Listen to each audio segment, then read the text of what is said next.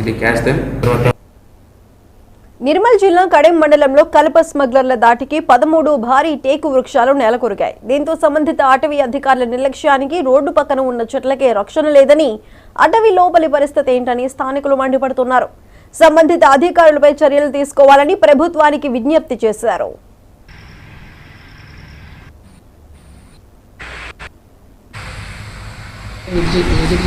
చేసేక 3 చెట్లు 4 చెట్లు కనిపించినవి, పాతవి ఉన్నవి, 2 months బ్యాక్వి. ప్రజెంట్ నిన్న పడ్డట్టుంది ఒకటి, దాన్ని చూసినాం ఈరోజు.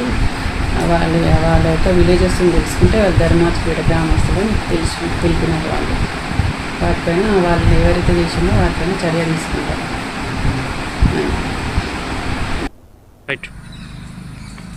నచ్చనెల్లాపూర్ నుండి కడెం పెద్దూరు మధ్యలో 6 కిలోమీటర్ పొడవులో రోడ్డు ఇరువైపులా టేకు వృక్షాలు, పెద్ద పెద్ద టేకు వృక్షాలు నరికివేయడం జరిగింది.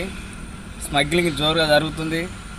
అటవీ అధికారులు పర్యవేక్షణ లోపం ఇక్కడ స్పష్టంగా కనబడుతుంది. అధికారులు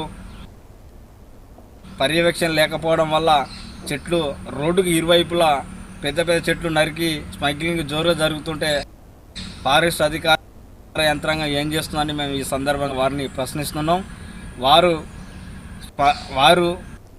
వాళ్ళ మొత్తం పర్యవేక్షణ సమగ్రంగా లేకపోవడం వల్ల ఈరోజు జోరుగా జరుగుతుంది.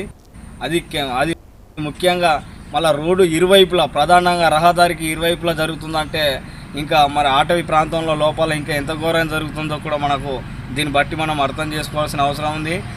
ఈ కడెం మండలకు సంబంధించింది పెద్దూరు నుంచి నచ్చనెల్లాపూర్ ఈ మధ్యలో ఉన్నటువంటి ఫారెస్ట్ అధికారులపై అధికార యంత్రాంగం సమగ్ర విచారణ జరిపి వారిపై తగిన చర్యలు తీసుకోవాలని, అదేవిధంగా అటవీని కాపాడాలని మేము వారికి విజ్ఞప్తి చేస్తున్నాం, డిమాండ్ చేస్తున్నాం. కడెం రేంజ్ పరిధిలో పెద్దూరు నుండి నచ్చనెల్లాపూర్ వరకు 15 టేకు వృక్షాలు నేల కొరిగించడం జరిగింది, కొట్టివేయడం జరిగింది.